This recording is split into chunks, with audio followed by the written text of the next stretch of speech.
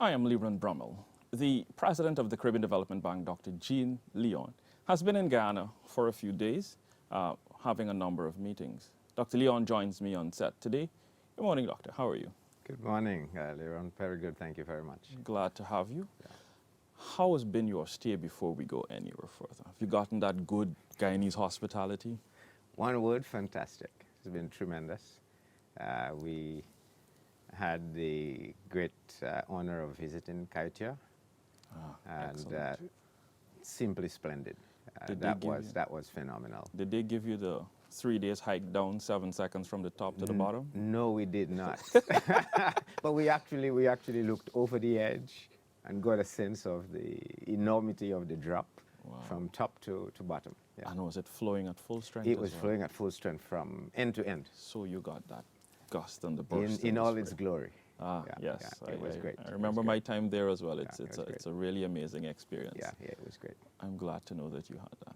Well, and we've also sampled some terrific Guyanese cuisine, so in the process. So I think all in all, it's been a very good first visit, and I'm sure you'll be asking me equally. We also had very, very engaging conversations. So I'd say overall a really very good meeting.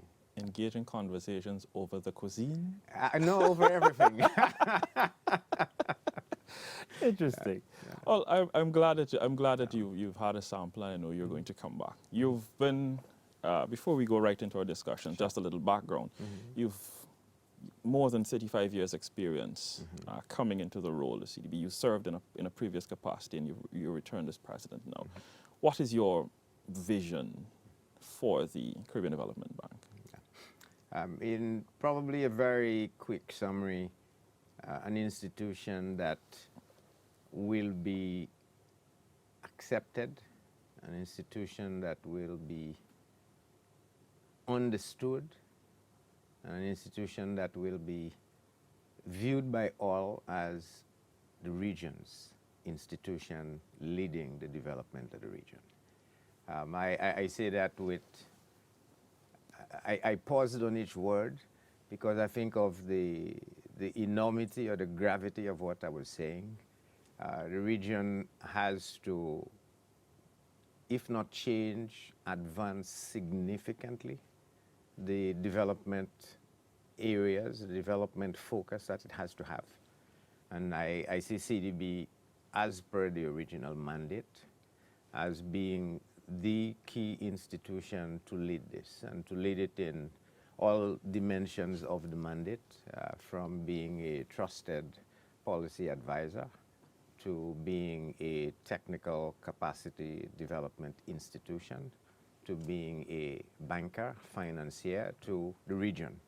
And so from that perspective, it's the marriage of those three parts with a significant pivot in terms of thought leadership as to how we can collaboratively with other institutions in the region help push the development agenda.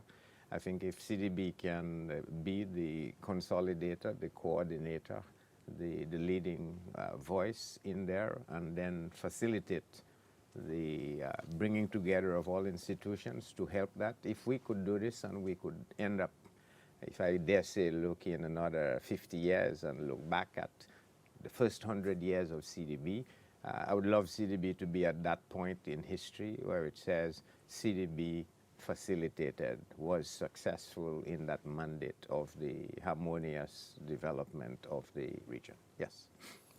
There's a lot that was said in the last few minutes in there, so let me go back to what you said. One of those points, you said understood. Yes. That you want the CDB to be understood. Yeah. Therefore, accepted first, and then understood. Yes. Then there is the notion that the CDB is elitist at this point, or something along that line? No. Or is it that we don't understand the systems and how the CDB works? Neither of those. Neither of those. There is always, in my mind, a relationship between owning and being owned. At the moment, we have shareholders that own shares, are shareholders, creditors of the institution. And when I say accepted and understood, what does it mean to own? I'd love us to be in a position where the regional governments, all the stakeholders, can say without any doubt in their minds, CDB is our bank. And underlining our to mean not just we have shares, we own it. It is our bank. Our in the complete sense that this is my first point of call. This is my point where when I am speaking to another person, I can hear what they have. This is the institution that I know has my back. This is the institution I know whatever it tells me is not because it is saying this for saying sake, it's because it knows this is the best advice it can give the region, give us. It is ours, and we are working together, hand in hand, to the one purpose, the one goal that I think we all share, the advancement of the peoples of the region. So that's when I say accepted, understood. I am meaning it in those deep sense of ownership, use, pride, deliverables that we can all work in partnership to a common goal, a common purpose. I hope that's a little clear. No, that clarifies it excellently and puts it into context of what the CDB is and what the vision is. Yeah. The next question would be, now that you've met with, let's start in Guyana, you've met with President Dr. Irfan and his team. How have those discussions progressed? What were some of the key points of the discussions of where Guyana can be a part of the CDB, as it is a founding member? I mean, yes, Guyana is a founding member of the bank and has had a very long and distinguished relationship with the bank. So I think that was essentially our starting point.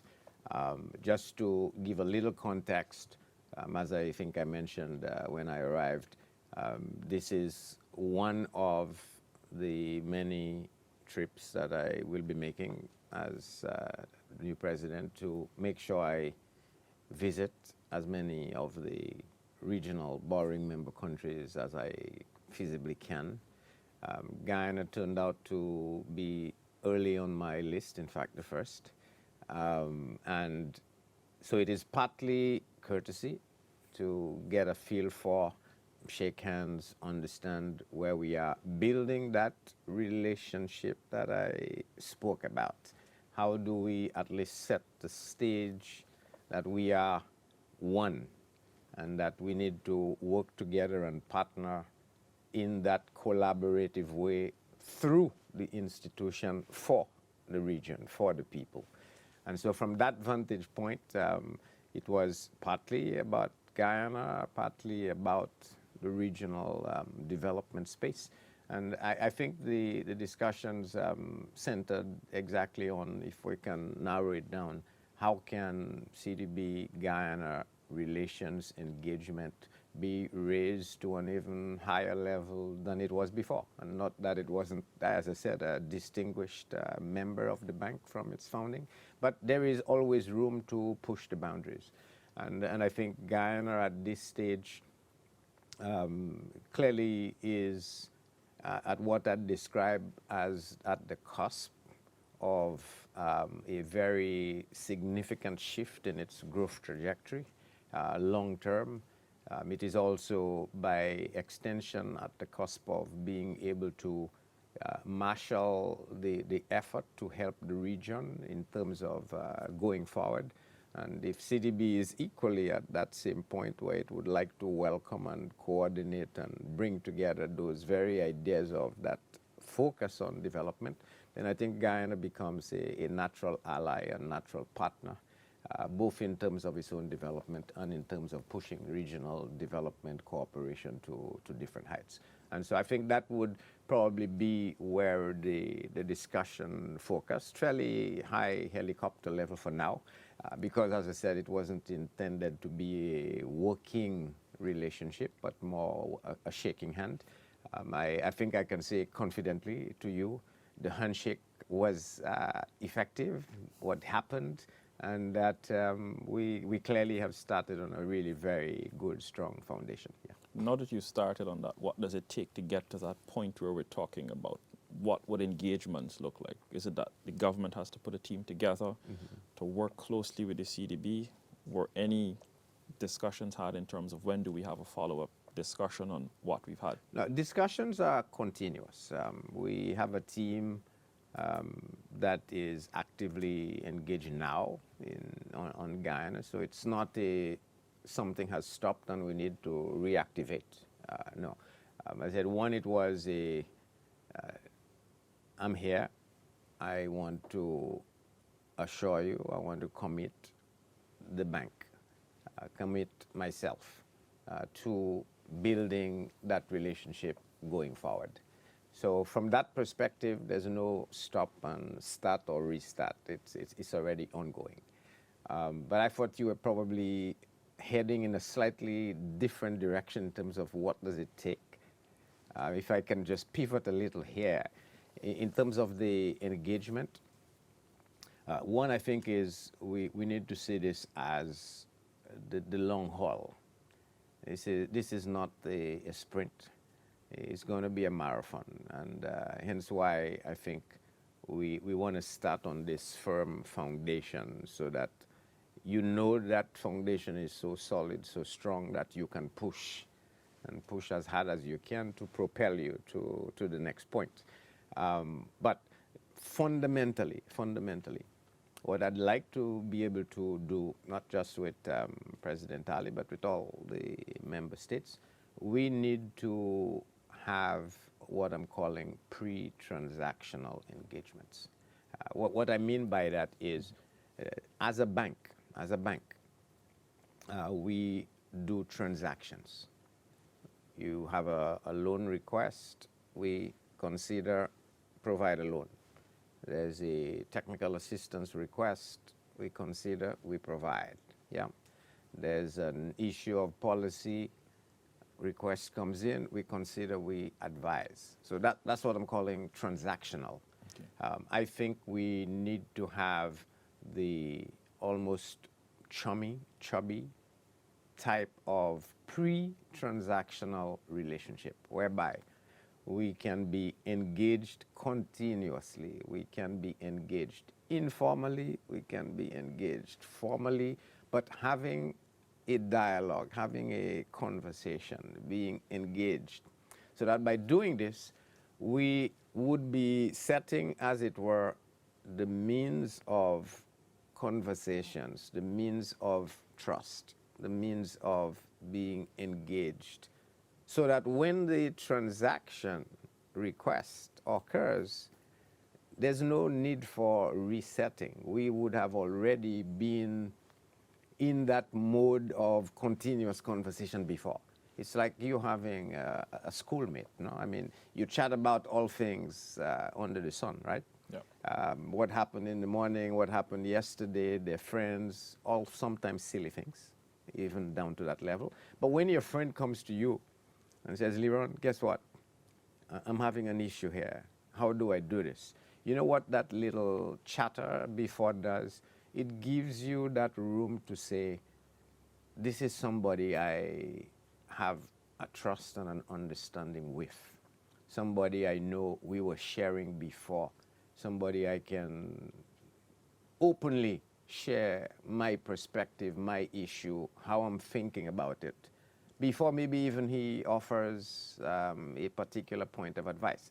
So I'd like to see that as a, not necessarily new, but a different way of looking at the institution. So that's part of my accepted, understood intro.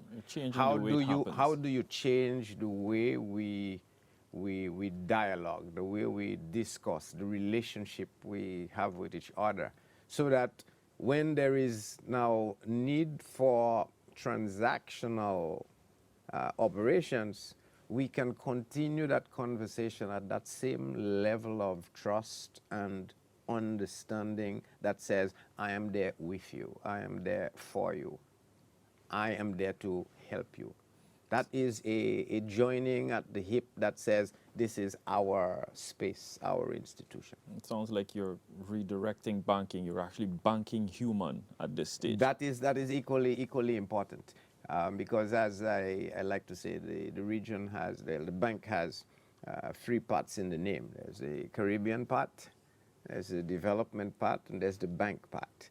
And each of them, I don't know if that was what was in the framer's mind, but each of them has a deep connotation about what the name stands for. You know, it's like naming a child. No? When you name that child, it's funny that that name carries with them for the rest of their lives. But in principle, it's supposed to have a message to the air. Liron is not just Liron, you know, it says something to the person hearing it. Just like you mentioned my name. So it's the same relationship here. Caribbean Development Bank has to carry at least three messages when we hear it. And we should be able to identify each message with activity that we see. And I'd surely want to say the Caribbean side is important to me in terms of this integration perspective, the regional collaboration, cooperation. I think that was pivotal in the mandate that says the harmonious development of. Harmonious. You can't have harmony if the things are not moving together. So the integration part is important in the Caribbean. The development pillar now is where this camaraderie type of inner sense of speaking, understanding, empathizing with the vision, the view, buying into it in a way that is sufficient to say our efforts move in this development space. And the banking side now, that's the easier part. Not to diminish, but the easier side, because it's about now transactions. How do we lend? How do we facilitate? How do we coordinate in that space? Subject to banking norms. I mean, now that part is less the human side. It has very strict, rigid elements that you need to operate in. But that doesn't mean there is no room for soft edges as opposed to hard corners. And how you blend that now with the development space, the empathy that I was talking about, the plight, the mix of your social, your human side, your development, your hardcore, your softcore. Development is about development of the whole, not the whole area, not just one aspect of it. And so it is blending those elements together, I think, is really what's important to me when I think of the three-part name, Caribbean Development Bank. You've said all of that, but let's also talk about doing this during the time of a pandemic. Yes. And how the economies of the Caribbean are faring with that. How do you send a message, yes, we're here with you. I should be the first that you should come to. How do you intend to treat with these Caribbean economies given the COVID pandemic? Yeah. First, let's let's unpack that a little. You have now, as it were, a perfect storm. You have the pandemic that you refer to, but before the pandemic, we had significant structural issues that were there that needed to be treated. What the pandemic has done is it's actually either raised or intensified the magnitude of the issues. Then on the other hand, there's a forward-looking problem, which is the whole climate issues that we are facing as a region. When you bundle those three things together, and we talk about sustainable, we talk about resilient, we talk about overall inclusive growth as being that final objective, the question of targeting those structural issues, targeting the pandemic, and targeting the future in terms of climate resilience, that is probably bigger than any one CDB could potentially even dream of handling. So when I say be the first point of call, I don't necessarily mean the only point of call or the totality of the point of call. That was not the intent if I put it across there. So how do we handle the pandemic? I think for me has three parts. There is what I call first the rescue operation. We are in there, and I think all the governments in the region have addressed this to a certain degree. How do you save livelihoods? How do you keep businesses afloat? How do you manage the health crisis that you are facing now, purchasing equipment? So that is one bucket, and there has been assistance from many players, including the CDB and other international institutions, with regard to financing, with regard to support in terms of meeting that rescue operation. Unfortunately, none of us know exactly when COVID is going to end. So even if we, in principle, are talking post-COVID, there is COVID. So you move from this rescue mode that I talk about into recovery mode. And recovery mode is now saying, assuming COVID has been diminished, not necessarily gone, how do you sort of move from doing rescue operations to now generally more rebalancing, recovering of economies to put them in a place that is better than the COVID state?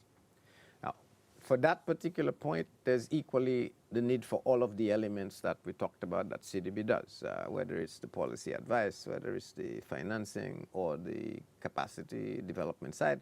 But again, that space doesn't have to be CDB alone. We can be in the policy advice side, we could be in the TA side, we could be in the financing side, and there could be equally room to get this from other institutions, the World Bank, the IDB, the IMF, and the other institutions that are donor partners that facilitate development.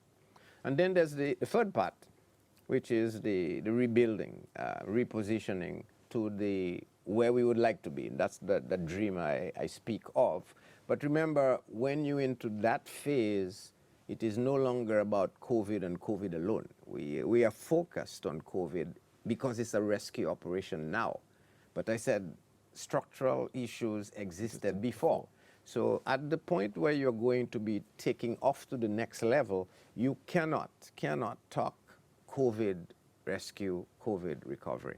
You have to be COVID plus realignment, rebalancing of that structural deficit side you have, with an eye on repositioning for where you'd want to be for tomorrow. And again, equally, CDB can fit into all of those spaces, whether it's on helping craft those policies on the capacity side or on the financing side. And as I said, just to put it in context, there is no way CDB has the financing resources to do all of that. So we would never presume that we could meet all of this. But we can be in that space of your body where we can be helping the conversation, looking at issues of the short-term policy response from the rescue, short-term policy response in the recovery, and the consistency, the internal coherence of now those two policies, which are taking place at different times, with the longer-term policies to deliver in the repositioning and the forward-looking growth projection that you are talking about. So it is more than just what we can do, and I know we all are focused on the monetary side. It is more than just that. So when I talked of the CDB, that development agenda becomes very, very big in my mind. How can we help in that space, whether as thought leaders, as simply development interlocutors, or simply as brainstorming forum, gathering institutions? We can do a lot in that space in a post-COVID environment, but it really starts before post-COVID. I think it has to start now. Our conversation is running for a bit. I know you've got another engagement. You've visited a few of the projects being funded by the CDB and the government of Ghana. What is your assessment on them at this point? We visited 2 specific projects, if I can get this right. One is the water defense project at the Crane. It's something everybody should see. I mean, just the magnitude, I think 1.5 kilometers or thereabouts, and the depth in terms of the piles of the stones. And to be told how the mangroves and the space that was the natural barrier had essentially withdrew from maybe a distance of a good 500 meters from out into where it is now. That in one snapshot was really a significant highlight of climate change is alive. It's here. We cannot pull back from that. And to be equally honest and clear, Guyana has been at the forefront of managing this climate change event now for at least a good maybe decade, being at the forefront even of things like carbon pricing from early. So Guyana is not new to this, but that was one big project that I thought we saw that was very enlightening. The next is we got to see the Linden Mubarak Hill road project, which will eventually get into Brazil. Now, that for me is a transformational project. We cannot see it as anything less than that. And when that project is complete, and again, in this case, we are only helping finance a small portion of what will be a humongous project. But that project is so transformational in potential that I think maybe it is not an overstatement to say almost 1/2 of Guyana's potential probably will be linked one way or the other to just opening that corridor. And I'm using the sort of Linden to let them part as the project, but I'm really referring now to from the deep sea port in Georgetown all the way to connectivity over the bridge into Brazil, so that the hemispheric corridor, as it were, opens up, and the potential not only for the inner internal parts of Guyana, but equally connectivity South America through to the Atlantic to elsewhere, and from a broader, going back to my region, Caribbean access through Guyana into South America, back and forth.